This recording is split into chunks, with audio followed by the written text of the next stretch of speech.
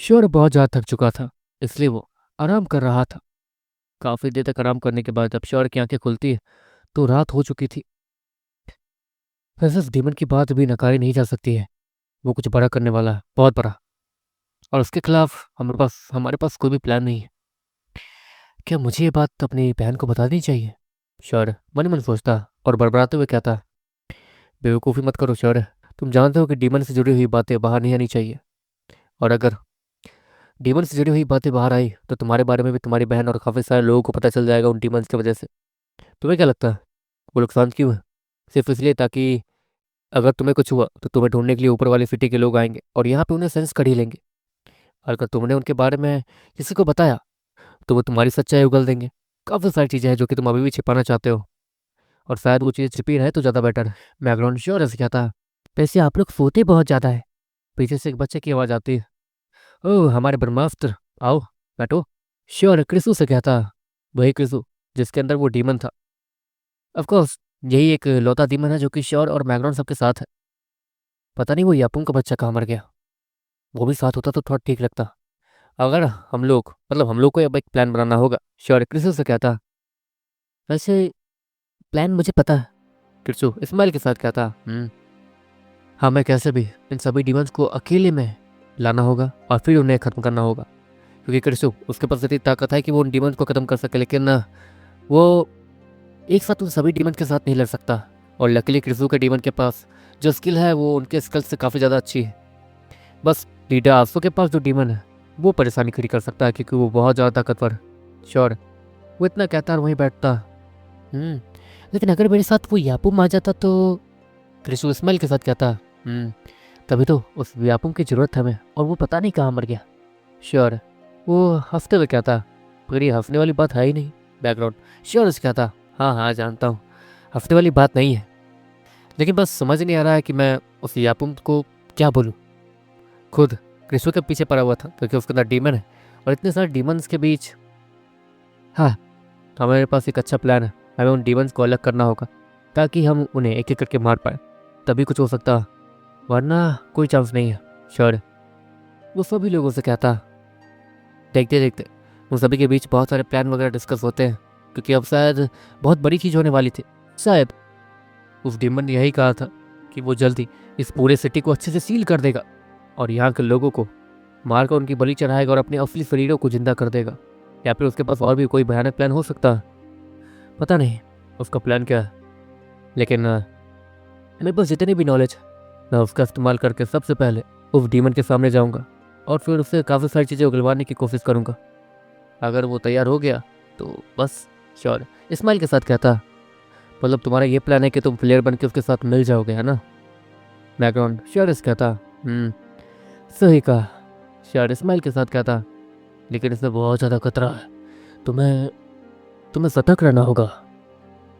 वो कृष्ण का demon sure कहता, समझ सकता हूँ तुम क्या कह रहे हो, लेकिन जहाँ तक है सच में उसकी आंखों में दिख रहा था कि उसे फ्लेयर की ज़रूरत है। ठीक है जो भी होगा कल होगा। अब एक लिए जो प्लान हमने बनाया है उस पर अमल करना होगा, और हाँ हमें कुछ ऐसा चाहिए होगा जिससे हम लोग एक दूसरे के साथ कनेक्टेड रहें। वैसे आर्निका ये देखे गई थी। श्योर वो मैग्रॉन और कृष्ण को ये दिखाते हुए कहता, पर ये तो एक फूल है। कृष्ण इस्माइल के साथ कहता, ये बस एक फूल नहीं है। जहाँ तक है आर्निका और फायर कोई मतलब फायर प्रिंसेस ने इसे अपने ड्रेस के ऊपर लगा रखा था, जिससे वो दोनों बहुत प्यारी लग रही थी और इस फूल के ऊपर कोई भी शक नहीं कर पाएगा।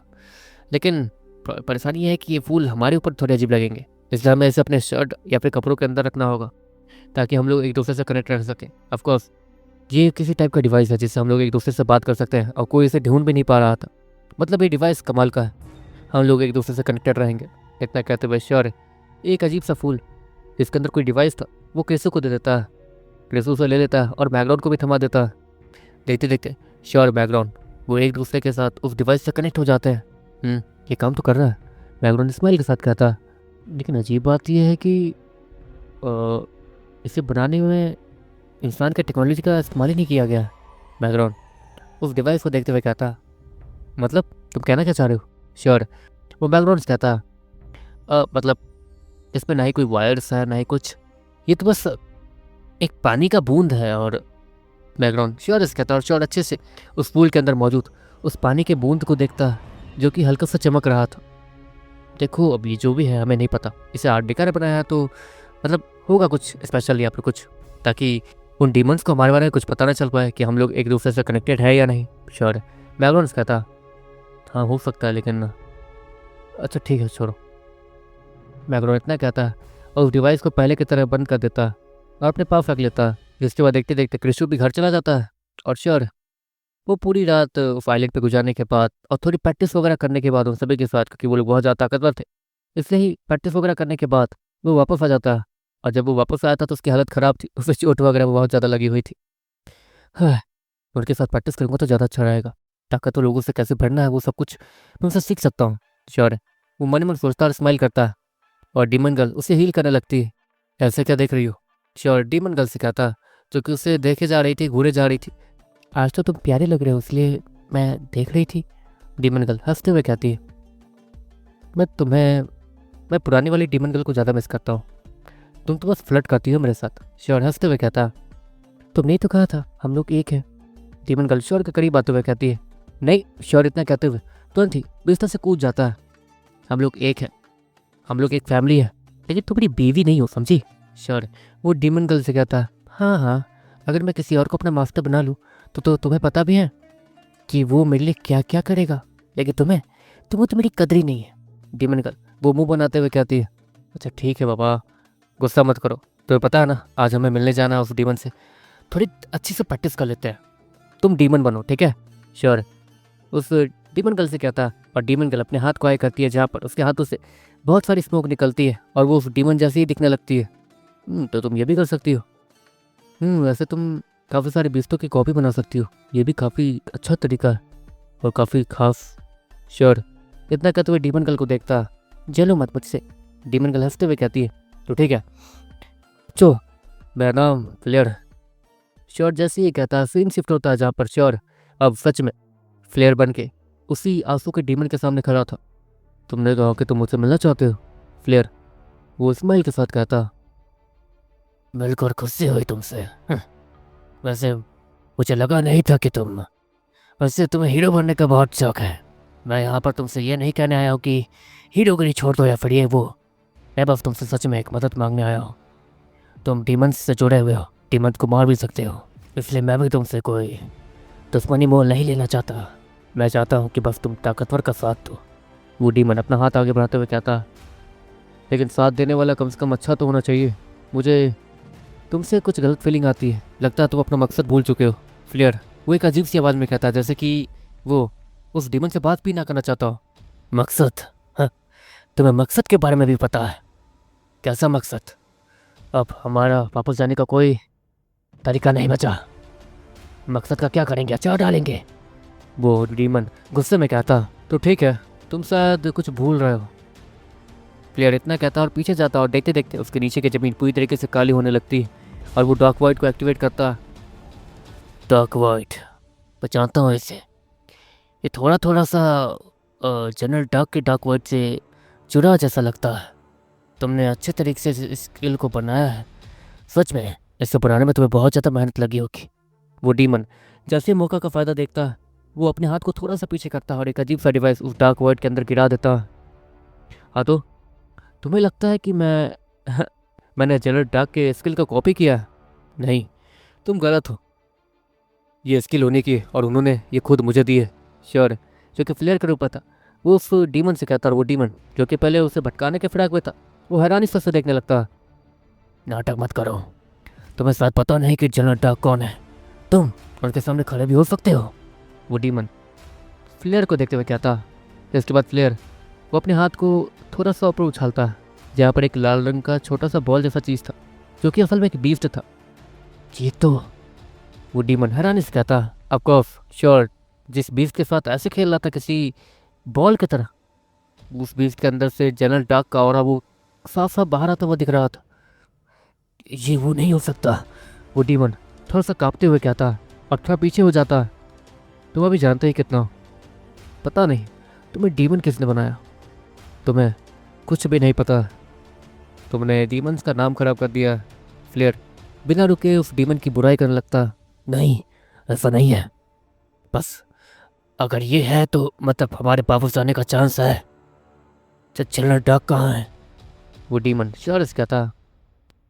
अभी के लिए तो जहाँ तक है वो जिंदा नहीं होंगे, लेकिन जहाँ तक है मैं उनकी बॉडी तक जा सकता हूँ, लेकिन इतना आसान नहीं है। देवताओं का पहरा है वहाँ पर। क्लियर। वो उस डीमन से क्या था? ओह तो ऐसी बात है। इन देवताओं की तो अभी तक हमारे माफ्त को उसे याद रखा है। तो अगर ये बच्चा जनरल डाक का है तो एक काम करो, इसे मुझे दे दो क्योंकि ये मेरे साथ सुरक्षित रहेगा। वो डीमन श्योर से कहता, अपना हाथ आगे बढ़ाता है, लेकिन श्योर वो अपने हाथ को आगे करता है जहाँ पे वो छोटा बच्चा बैठा था, और वो बच्चा उस डीमन को गुस्से से देख रहा था। शांत हो जाओ। फ्लेयर वो उस छोटे बच्चे के सर पे हाथ मारते हुए कहता, छोटू ये गलत बात है ना। फ्लेयर इतना कहते हुए उस छोटे बीस को मारने लगता और सर पे टपली वगैरह बजा देता।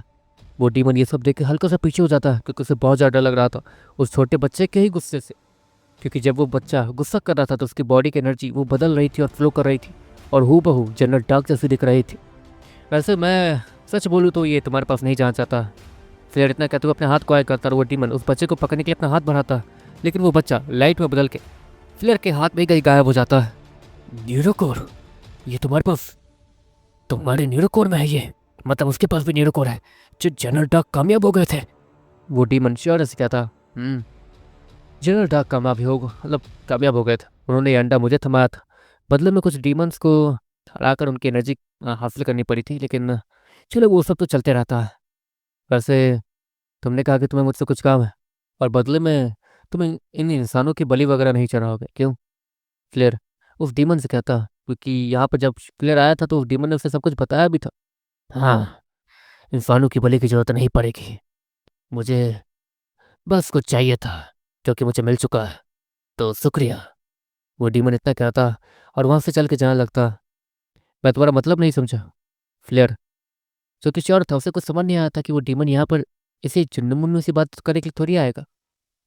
तुम्हें कुछ नहीं होगा क्योंकि तुम्हारे पास ये बच्चा है, तुम्हें हम लोग छुएंगे भी नहीं, घबराओ मत, बस रास्ते में मत आना। वो डीमन इतना कहता और स्माइल के साथ गायब हो जाता। ये क्या? पर मैंने तो उसे कुछ दिया भी नहीं और ना ही उसने मुझसे कुछ मांगा। श्योर है, बड़ी मन सोचता। दूसरी तरफ वो डीमन अपनी जगह से टेलीपोर्ट होकर एक अजीब सी जगह पहुंच गया था जहाँ पर बहुत सारी डीमंस की बॉडी रखी हुई थी और सभी रूखे सूखे से पड़े हुए थे। उनकी बॉडीज बहुत कमज़ोर हो गई थी, यहाँ तक कि इन बॉडीज़ को कोई क्लासिक लेवल वाला भी आराम से ख़त्म कर सकता है। उनकी हालत ये थी।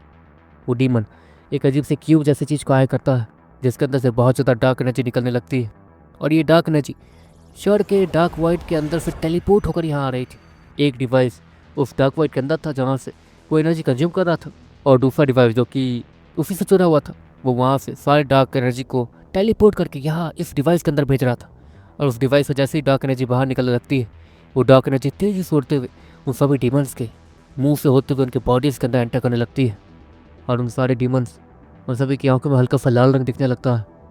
सारे डीमंस की आत्मा जो अपने अपने होस्ट के अंदर थी उन सभी को कुछ महसूस होता है और वो लोग खड़े हो जाते हैं।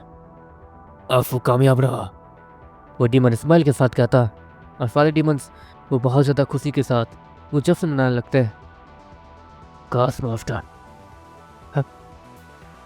हमारे आत्मा जनरल हमारे साथ होते हैं तो पहले उन्हें जिंदा करता, जिसके बाद सब कुछ ठीक हो जाता। जनरल,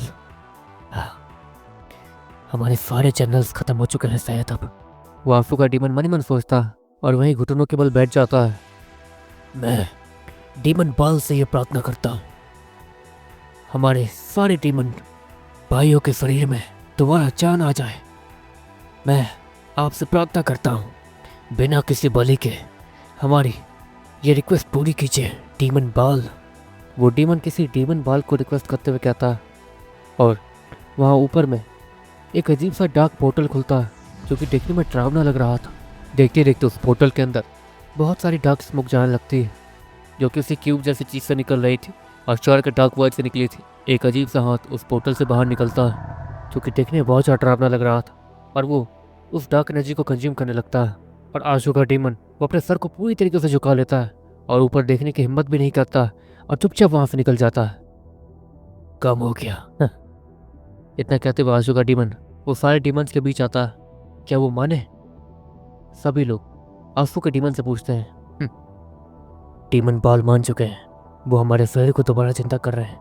मैंने कहा था ना, उसके डार्क वाइट के अंदर जो एनर्जी है वो किसी भी बलि दिए हुए लोगों की एनर्जी से कहीं ज़्यादा है, इसलिए डीमन बॉल एक बार में ही खुश हो गए। वो आंसू का डीमन सभी सिखाता, यकीन नहीं होता। वैसे तुम लोगों के बीच और क्या बातें हुई? आंसू का डीमन जैसे ही सुनता, वो सभी को सारी चीज़ें नहीं लेकिन ये बता देता कि जनरल डार्क का वो अंडा वाला बच्चा इस वक्त फ्लेयर के पास है और वो उसे टेम कर चुका। मतलब जनरल डार्क से जुड़ा हुआ है वो फ्लेयर। हाँ, तभी तो वो उन डीमंस को मार पा रहा था। दूसरा डीमन भी यही कहता, लेकिन उसके अलावा भी तो कोई एक और है जो कि डीमंस को मार रहा है। लेकिन क्या ये पॉसिबल है? नहीं, डीमंस को मारने के लिए उनकी जैसी ही ताकतें चाहिए होती है, और ऊपर से उस दिव्य कला ने भी एक डीमन को ही जन्म दिया है, जिससे वो हम पे हावी हो सकता है, हमें मार भी सकता है। हमसे बचने के लिए उसने एक डीमन बॉडी को जन्म दिया ताकि हमसे वो लड़ सके और बच सके, और अभी पता नहीं कहाँ होगा। आंसू का डीमन वो सभी डीमन से कहता वो अपने मालिक के पास गया होगा उन्हें ढूंढते हुए, है ना। दूसरा डीमन भी यही कहता, पता नहीं, दिव्य कला के बारे में हमें कुछ नहीं पता। दिव्य कला, हमें बस इतना पता है कि वो ऐसी ऐसी कला है जो कि जिसके बारे में हम भी ठीक से नहीं जानते हैं। वो डीमन इतना कहता और वहीं बैठ जाता। दूसरी तरफ श्योर है, वो उस वक्त घर वापस आ रहा था चलते चलते। रास्ते में ही वो किसी से टकरा जाता। ओ तुम ठीक तो हो? लीडर नितिन श्योर के कपड़े को साफ करते हुए कहते हैं। वो एक तरीके से किसी रैंडम आदमी की तरफ से मिलने आए थे। प्लान कामयाब नहीं हुआ लेकिन ना। श्योर नितिन से कहता, पता है, मेरे बगल में चलते रहो बस। नितिन इतना कहता और श्योर के बगल में चलते रहता। वैसे माफ़ कर दीजिए, मैंने। श्योर लीडर नितिन से कहता, कोई बात नहीं, तुमने अच्छा किया, बस हमारा प्लान थोड़ा सा चूक गया। वो देवता वाली कला न्यूयॉर्क में नहीं जा पाई, है ना। नितिन वो बेवकूफ़ थोड़ी था, इससे उसे सब कुछ पता चल चुका था। हाँ हाँ, वही परेशानी थी। वैसे माफ़ कर दीजिए कि मैंने आपकी बेटी को भी इसमें शामिल किया। श्योर वो अपनी उंगलियों को रफ करते हुए कहता है जैसे कि उसे शर्म आ रही हो ये बोलने में कि वो ऐसा लड़का है जिसने एक तरीके से लीडर नितिन के बेटी को भी मुसीबत में फंसा दिया था। मेरी बेटी? नितिन वो हैरानी से कहते हैं, हाँ, अब वो एक्चुअली में आपकी बेटी खुद ही मेरे पास आई थी और कहने लगी कि उसे इस मिशन का हिस्सा बनना है, उसे आपके सारे प्लान के बारे में पता था, और भी तो हमें उसे अभी के लिए वो 5 स्टार सिटी में है। श्योर वो लीडर नितिन से कहता, क्या बक रहे हो, मेरी बेटी तो 4 साल की है। लीडर नितिन वो श्योर से कहता है, श्योर वो चलते चलते रुक जाता है। एक मिनट, क्या कहा आपने? मतलब 4 साल? श्योर वो लीडर नितिन से कहता, हाँ, मेरी बेटी तो 4 साल की है। तुम किस लड़की के बारे में कह रहे हो? वैसे मैंने एक और लड़की को देखा तो था, मुझे लगा कि वो किसी टाइप की प्रिंसेस ही है। मैं खुद हैरान था कि तुम्हारे पास 2 प्रिंसेस हैं और इसलिए मैंने तुमसे ज़्यादा कुछ कहा नहीं। लीडर नितिन श्योर कहते हैं, पर वो लड़की जो मुझसे मिली, मतलब फायर प्रिंसेस के अलावा जो लड़की थी, मैं उसे नहीं जानता था। उसने कहा था कि वो आपकी बेटी है। श्योर इतना कहने के बाद जो चीज़ें हुई वो सारी चीज़ें लीडर नितिन को बता देता। एक मिनट रुक जाओ, एक और बड़ी चीज़ हुई है लेकिन वो मैं तुम्हें बता नहीं सकता हूँ। वो परेशानी वाली चीज़ है, अगर वो चीज़ें मेरे मुंह से निकली तो उन डीमंस को पता चल जाएंगे, क्योंकि उन लोगों ने एक तरीके से एक कर्ज सभी के ऊपर लगा रखा है ताकि धोखेबाज वो सभी के सामने आ सके। मतलब आप सभी के ऊपर एक सील चढ़ी हुई है, अगर आप उस चीज़ के बारे में डिस्कस करते हैं तो उन डीमंस को पता चल जाएगा। श्योर लीडर नितिन से कहता, सही कहा। और उस समय के बाद से तो सील को अब ज़्यादा टाइट कर दिया गया है ताकि कोई भी धोखेबाजी ना हो सके। फिलहाल मेरे ऊपर जो सील है वो पुराने वाली है, इसलिए मैं उसे कंट्रोल कर सकता हूँ और मुझे कोई परेशानी नहीं, क्योंकि वो लोग मुझ पर भरोसा करते हैं। लेकिन फिर भी अगर उन्हें मुझ पर शक हुआ तो मेरी पूरी जन्म कुंडली निकाल सकते हैं। लीडर नितिन श्योर से कहते हैं, ये तो बहुत परेशानी वाली बात, लेकिन वो लड़की कौन थी? इतनी ज़्यादा मासूम आंखें, सब कुछ। श्योर उसे समझ नहीं आ रहा था वो आर्नी का क्या थी। इतनी ज़्यादा प्यार से बात करना, गले लगना, किस करना, ये सब कुछ धोखा नहीं हो सकता था। उसकी आंखों में आंसू तक श्योर ने देखे थे और वो रियल थे। यहाँ तक कि वो फरमा भी तो असल में ही नहीं थी। और श्योर उसका माइंड बहुत ज़्यादा डिस्टर्ब हो चुका था, उसे समझ ही नहीं रहा था कि यहाँ पर चल क्या रहा है और अब श्योर करे क्या, और तो उसे कुछ मिला भी नहीं होगा। एक मिनट लीडर नितिन, मुझे बस इतना बताइए कि वहाँ पर दिव्य कला के अलावा और भी कुछ गायब था। श्योर वो लीडर नितिन से कहता, अच्छा, देवता वाली कला। देवता वाली कला के अलावा जो एक और चीज़ खास थी, जो कि देवता वाली कला की जितनी ही खास थी, वो गायब थी। और वो गायब होना नामुमकिन था। देवता वाली कला से कहीं बढ़ के था वो, जिसे गायब कर पाना किसी आम आदमी के लिए नामुमकिन है। लीडर नितिन शौर्य से कहता है और शौर्य समझ जाता है कि यहाँ पर कुछ तो बहुत बड़ा हुआ है।